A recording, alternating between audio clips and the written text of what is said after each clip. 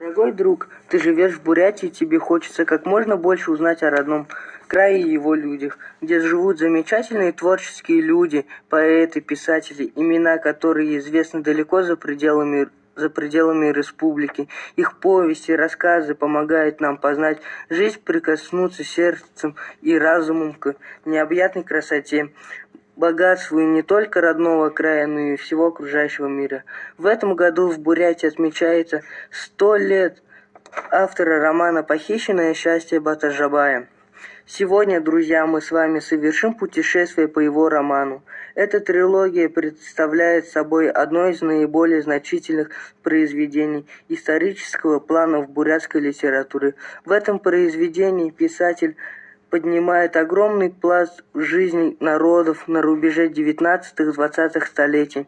Одна из ярких страниц жизни бурятского народа. Действие романа происходит в Бурятии, в Монголии и в Тибете.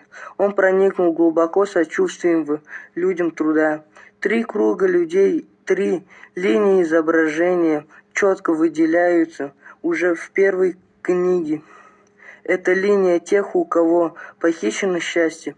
Наиболее полна эта линия выражения в образе центрального героя трилогии – бурята-бедняка Аламжи. Третья, основная линия трилогии представляет собой еще один вариант поисков похищенного счастья, понимая его шире и глубже, чем понимает его Аламжи, который ищет свое счастье на путях личной и семейной благополучия. Это путь революционной борьбы против существующего строя трудового народа. Наиболее полное воплощение этой важной идеи произведения, в каких героях узнаешь сам. Прочитав трилогию, они поднялись на борьбу против царизма.